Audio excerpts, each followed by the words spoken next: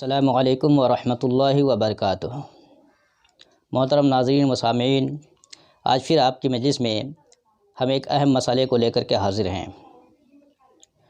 متعدد جگہ سے متعدد لوگوں کے ذریعے سوالات پوچھے جا رہے ہیں کہ جس طریقے سے ہمارے فقہا نے اس لاک ڈاؤن کی سچویشن میں عید الفطر کی نماز چند افراد سے الگ الگ جماعت کر کے پڑھنے کی اجازت دے دی ہے، کیا الوداع کی نماز بھی اسی طرح پڑھی جا سکتی ہے؟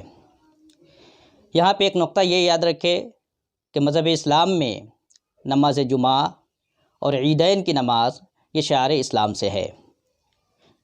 شریعت کا مطلوب یہ ہے کہ عید کی نماز عیدگاہ میں یا بڑے مساجد میں اور جمعے کی نماز مسجدوں میں کثیر تعداد میں اکٹھا ہو کر کے ادا کی جائے۔ لیکن آج کی جو صورتحال ہے کہ لاک ڈاؤن کی وجہ سے متعین چند لوگوں کو صرف مسجد میں نماز پنجگانہ یا جمعہ کی نماز پڑھنے کی اجازت ہے، بقیہ لوگوں کو اجازت نہیں ہے۔ عام حالات میں ہمارے علماء نے یہ مسئلہ بتایا ہے کہ جمعہ کی نماز مسجد میں ہو رہی ہو اور بعض لوگوں کی نماز اگر چھوٹ جائے تو وہ ایسی صورت میں وہ ظہر پڑھیں گے اور تنہا پڑھیں گے۔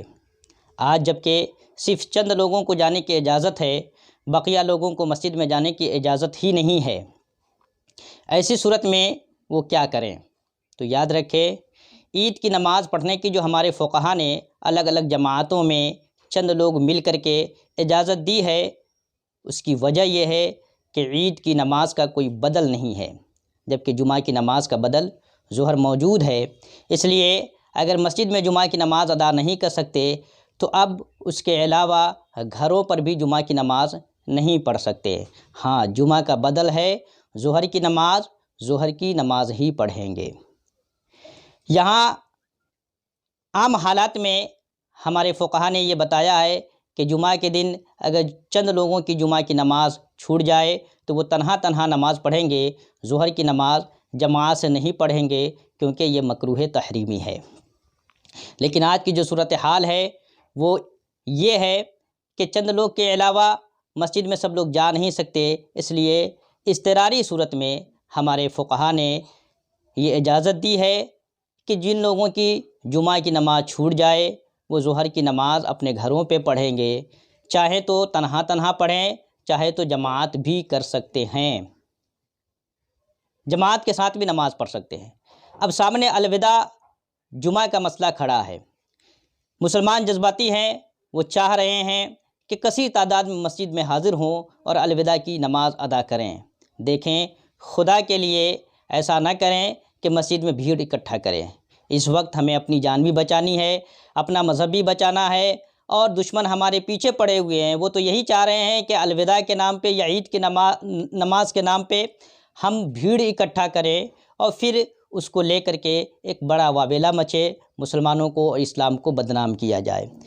تو آپ کے پاس اللہ تبارک و تعالیٰ نے آسانی پیدا کر رکھی ہے، فقہا نے ایک صورت نکال رکھی ہے کہ ایسی صورت میں جہاں لاک ڈاؤن ہے، مسجدوں میں جانے پہ پابندی ہے، چند لوگوں کے علاوہ بقیہ لوگ نہیں جا سکتے، تو وہ اب ایسی صورت میں اپنے اپنے گھروں پر چند لوگ اکٹھا ہو کر کے ظہر کی نماز با جماعت ادا کر لیں۔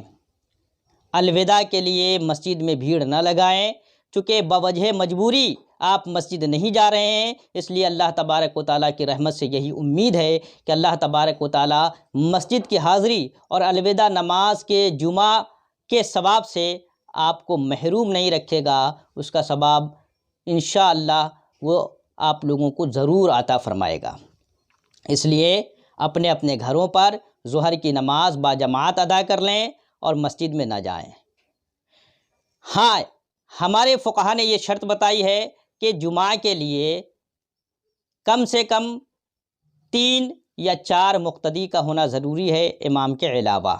تو 4-5 لوگ سے مل کر کے یا اس سے کچھ افراد زیادہ بڑھا لے، اس طریقے سے چند لوگ مل کر کے اپنے اپنے گھروں پر ظہر کی نماز باجماعت پڑھ لیں الوداع کے دن، اور عید کی نماز کے دن بھی عید کی نماز کے لیے یہی صورت اختیار کریں کہ چند لوگ مل کر کے الگ الگ جگہوں پر جماعت کی صورت میں عید کی نماز ادا کر لیں، چاہے تو خطبے کے ساتھ ادا کرے، چاہے بغیر خطبے کے ساتھ ادا کرے، لیکن جمعہ کی نماز مسجد ہی میں ہوگی، گھر پر جمعہ کی نماز ادا نہیں کر سکتے۔ جمعہ کا بدل چونکہ موجود ہے اس لیے ظہر کی نماز ادا کرے، عید کا بدل موجود نہیں ہے۔ ہمارے بعض فقہا نے یہ حکم دیا ہے کہ چونکہ احناف کے یہاں عید کی قضا ہی نہیں ہے اس لیے نفل پڑھیں گے۔ آپ جن فقہا پہ اعتماد کرتے ہیں اگر نفل پڑھنا چاہے تو نفل پڑھ لے، اور عید کی نماز پڑھنا چاہے تو اس کی صورت بھی ہے کہ اضطراری حالت میں ہمارے احناف کے یہاں متعدد جماعتیں قائم کرنے کی اجازت ہے۔ آپ الگ الگ جگہوں پر چند لوگوں سے مل کر کے عید کی نماز جماعت کے ساتھ خطبہ کے ساتھ ادا کر لیں۔ مسجد میں عیدگاہ میں بھیڑ لگانے کی ہرگز کوشش نہ کریں، اس لیے کہ ایسی صورت میں ہمیں اپنی حکومت کا بھی ساتھ دینا چاہیے، اپنے عوام کا بھی ساتھ دینا چاہیے، اور یہ مہلک بیماری جو کورونا کے نام سے پھیلی ہے، جو جان لیوا بیماری ہے، اس سے بھی بچاؤ کی ہمیں خود تدبیر اختیار کرنی چاہیے۔ یہ ہماری دینی، اخلاقی اور سماجی ذمہ داری بھی ہے۔ اللہ تبارک و تعالیٰ شریعت کے فہم اور اس کے احکام پہ ہمیں عمل کرنے کی توفیق عطا فرمائے۔ وما علینا الا البلاغ۔ السلام علیکم ورحمۃ اللہ وبرکاتہ۔